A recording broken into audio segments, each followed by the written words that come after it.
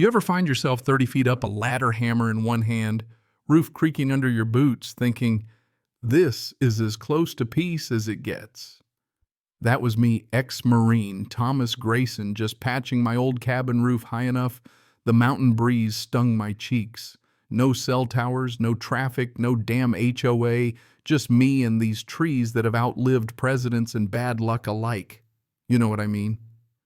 So of course that's when trouble finds you, always does. The first sign was tires smooth confident chewing up my dirt road like they owned the place. I half expected a lost hiker, maybe a couple of city kids looking for cell service.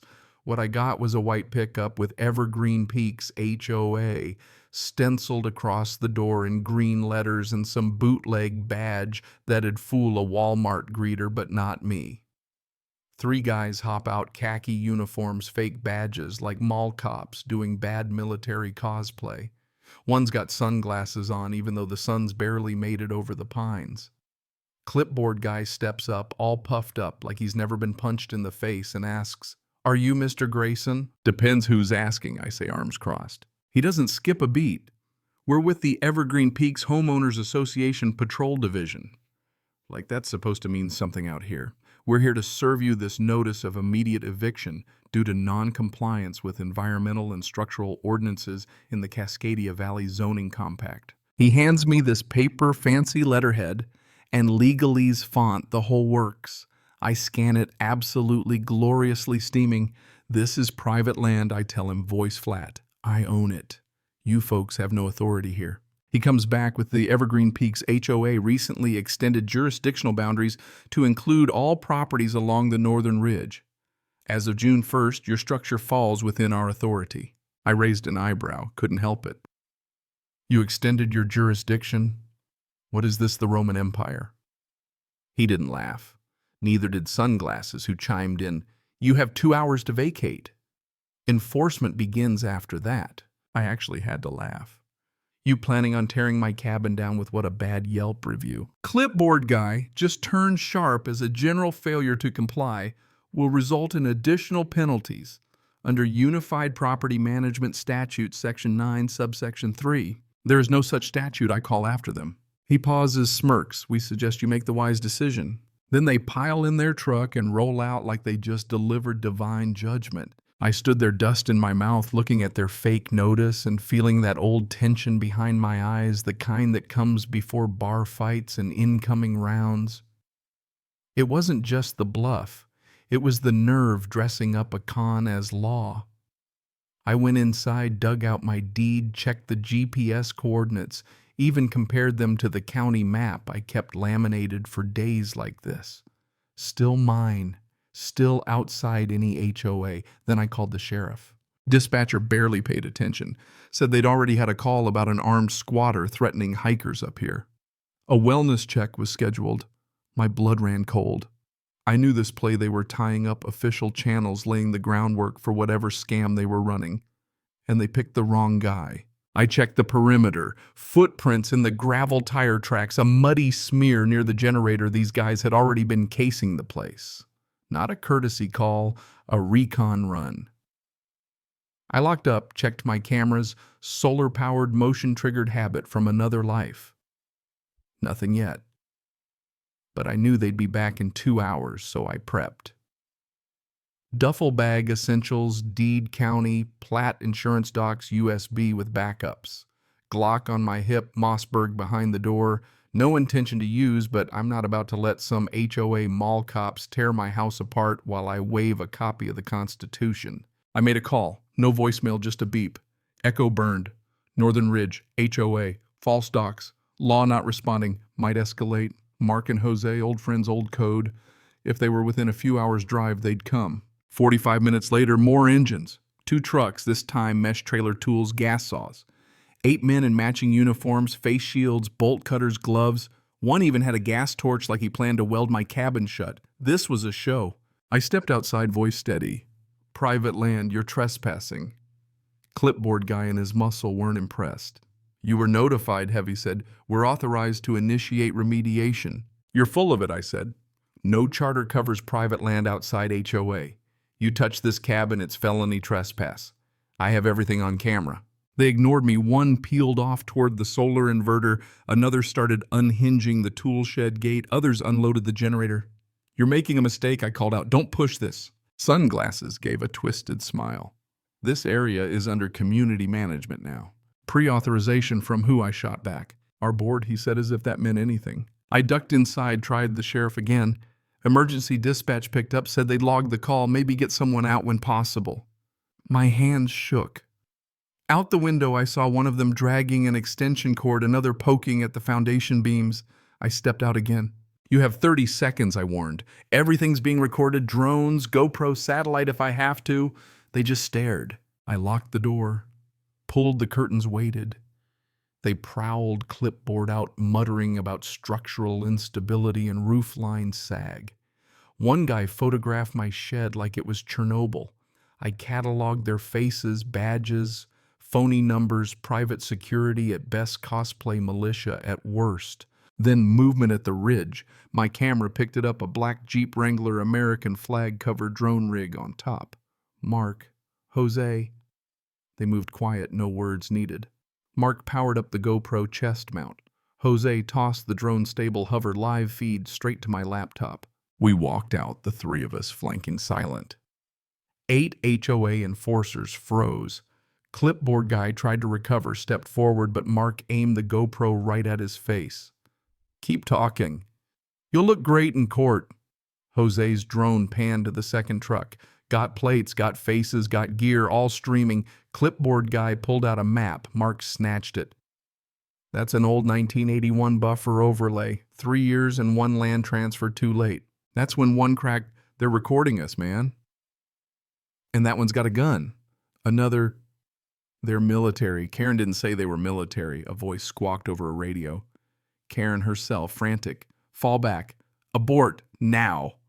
They scrambled, grabbed gear, shoved it in the trailer. Mark grinned. Don't leave yet. You forgot your lawsuit. They vanished. Jose handed me a flash drive. We got sound on Karen. Real-time panic radio. You're welcome. But we weren't done. In their rush, they dropped a field folder. Inside maps, briefing packets, a bogus 1981 zoning diagram, a vote log from an emergency HOA meeting to remove unauthorized occupant me. Names, signatures, community security concerns. This was organized. Worse, the packet traced back to Oakvale Private Security Solutions, not even licensed in Washington. Vigilantes, not security. I called my attorney, Rhonda. Ex-federal prosecutor, now property law. Sent her everything. If half of this is true, she said, they're done. I filed complaints with the county. The state even sent the evidence to the media, Northwest Field Line News. Within hours, they called back. Land rights vet targeted by HOA caught on camera. Can you go on the record? I insist. That night, sitting by the fire with Mark and Jose, the first headline hit, Marine vet refuses to back down, HOA's false takeover caught in the act. And just like that, it was national. Next morning, sheriff's deputy shows up nervous as a cat. HOA says you had armed men up here. I hand him the flash drive. Illegal docs, unlicensed security. I filed with the prosecutor. He blinks, takes the drive. Off the record, he says Karen's been filing reports on everybody. Hikers, rangers, anyone who looks at her HOA funny. She'd deputized herself. Later that day, Rhonda calls. Their boundary filings exclude your land officially, and any parcel transferred to private ownership before 1985 is exempt. Karen's map is fraud. I'm filing for injunction and damages. She wanted testimony, other locals, other victims. I rode into town, stopped at the hardware store, the bait shop.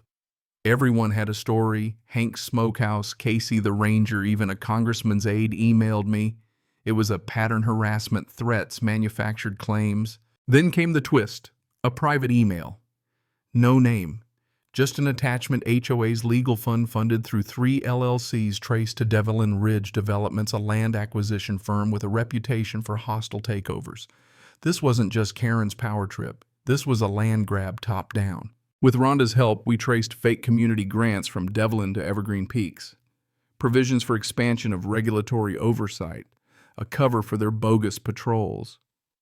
Meanwhile, we caught 2 guys with bolt cutters on my trail cam at 2 a.m., sent it straight to the sheriff. They responded quick this time. No more games. The news spread petitions, interviews, Attorney General's office calling for a meeting.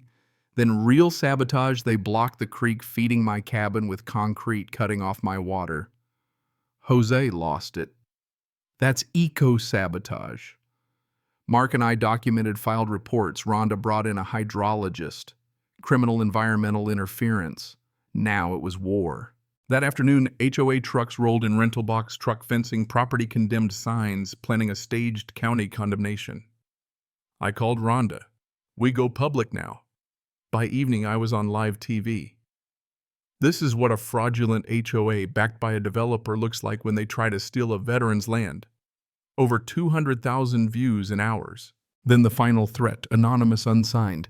Tomorrow, 3 p.m., eviction goes forward. I didn't sleep. Reinforced the cabin, sandbags, crossbars, drones in the air. By noon, 3 pickups, 2 box trucks, a crowd in riot shields and gas masks assembled at my gate. Karen wasn't pretending anymore. They smashed my private property sign, fanned out in a semicircle. Megaphone. This structure is condemned. Will now be vacated and secured. Jose's body cam rolled. Mark's drone blasted out. All actions are being streamed live. Leave now or face criminal charges. They hesitated. Then real sirens. Sheriff Curtis, backup in tow. Rifles out, orders clear. Drop the tools, hands in the air. Karen barreled in, screaming, waving fake documents. Curtis didn't blink. Not anymore, Karen. They arrested the lot, confiscated gear, handed her doctored maps to a deputy, evidence of fraud. Within a week, Karen was indicted, false reports, conspiracy, forgery. 2 lieutenants flipped, handing over gold mine emails and cleanup protocols for after they'd reclaimed my place. The judge called it what it was, a hostile takeover, not community management. HOA, dissolved assets frozen. My lawyer grinned, told me I'd see $370,000 in damages, but the real win was quieter. I rebuilt my fences, hung a stitched flag on the porch. Don't threaten a Marine with eviction. Now when I wake up, it's just wind in the trees. No trucks, no clipboards, no damn megaphones, just peace, the kind you earn and the kind you fight to keep. So here's my question for you. When someone comes for what's yours, would you stand your ground or walk away?